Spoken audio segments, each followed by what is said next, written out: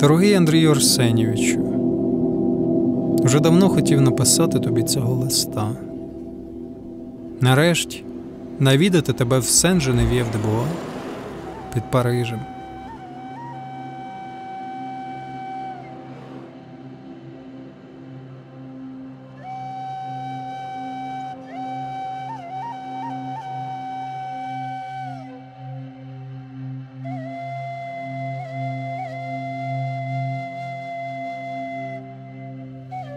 Чомусь часто зараз Париж у мене асоціюється з тобою, місцем твого одвічного спокою. На чужині. Далеко, далеко від батьківщини, як і для твого тата і багатьох українців.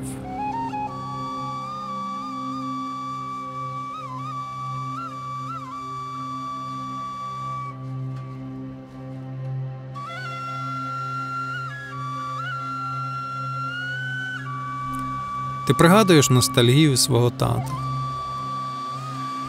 Одного разу він написав: «Топтал чебрец родного края и ночевал не помню где. Я жил, невольно подражая Григорию Сковороде».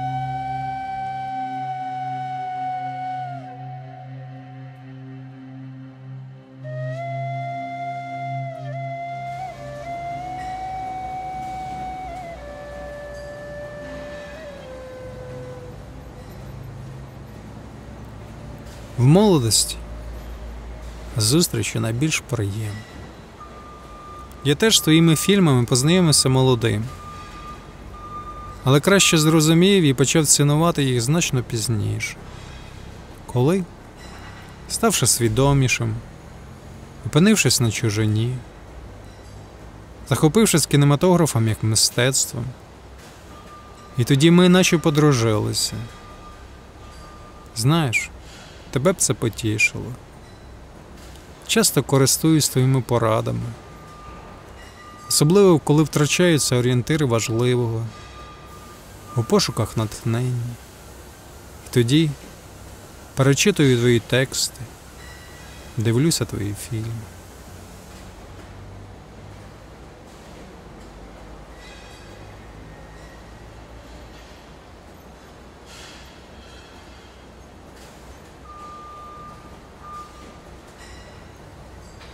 Шляхи Божі незбагненні.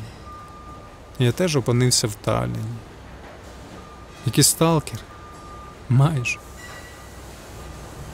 Тут тебе добре пам'ятають, приходять на зустрічі. А пригадуєш Петера Сіма, естонця з Вдіху, якому ти допомагав на Таллін-фільмі. Він, Арво Іго та інші тебе нерідко згадують. Жартують, як вони тебе імітували. Фарбували траву, штукатурку валили зі стін. Добродушно, з вдячністю до тебе. Цікаво, що Петер теж захоплювався Довженком, режисером номер 1, як казав Ейзенштейн. Других номерів багато. До речі, ми зробили фільм про Гомера кіно, екранізували його оповідання «Мати». Довженко – велетень. Символічно переніс тобі, наче від нього, соняшник. Але його останню волю, як і твою, так і не виконали. І ви обоє наразі спочиваєте у чужій землі.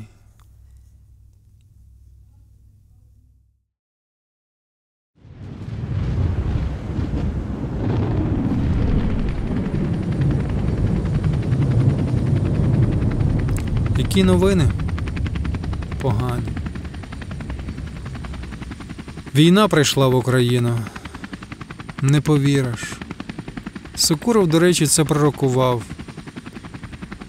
Після Революції Гідності вони тимчасово окупували 3 українські землі. Але ми їх спинили. І зараз маємо нових убивць у нашому домі. Уяви. Ти борониш свій дім. Вони приходять і вбивають когось з родини. забирають частину. І лише тому, що ти захищаєшся, вони називають тебе фашистом чи нацистом. Україну знову розп'яли на геополітичному хресті.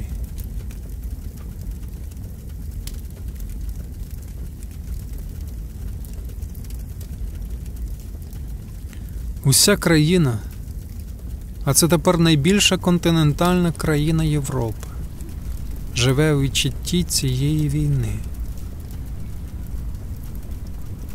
Батьківщина –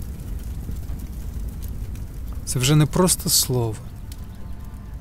Це означає твоя мама, твій тато, твій брат, твоя сестра, твій дорогий друг, твоя рідна земля.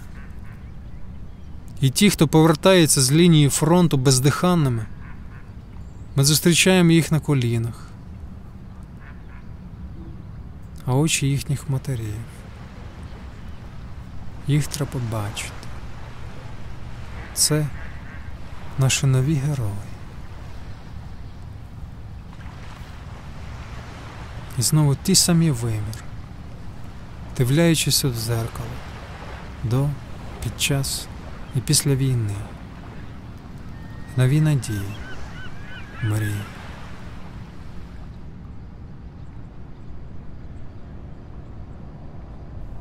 Як би це сприйняв ти, чия родина Тарковських жила століттями в Україні? А нам пам'ятні твої слова. Ни живым, ни мертвым. Я не хочу возвращаться в страну, которая причинила мне и моим близким столько боли, страданий і унижений. Ми теж не хочемо повертатися в минуле. Десятки мільйонів українців, з яких мільйони – це матері, згинули за останнє століття. І їхні душі ще живі. Велика пожертва. А ще пригадалися такі слова. Жертвоприношение – это то, что каждое поколение должно совершить по отношению к своим детям. Принести себя в жертву. Так і трапилось. Тисячі дітей залишилося без батька. Але тепер вони вільно живуть у вільній державі. Їх виховують дідусі і бабці. Хоча знову багатьох починається Іванове дитинство.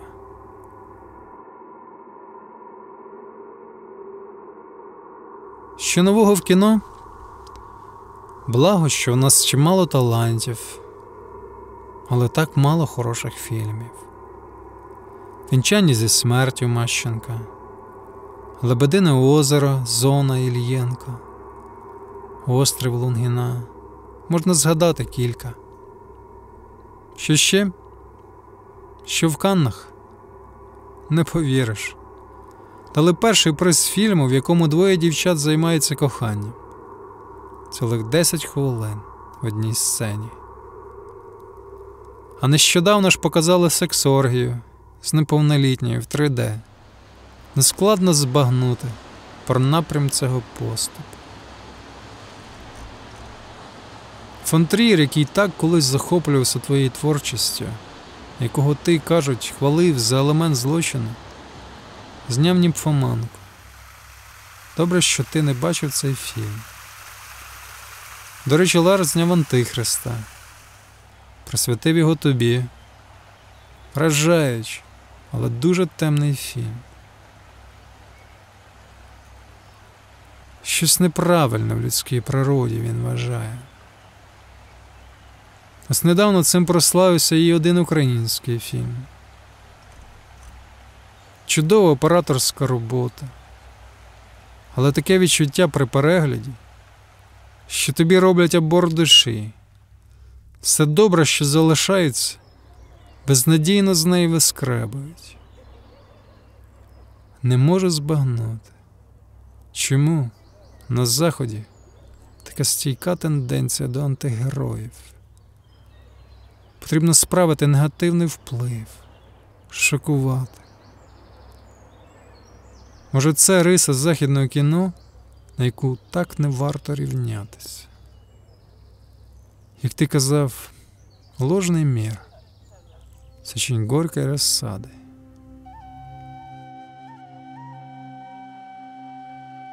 Життя прекрасне, але коротке. І кіно покликане дати нам надію.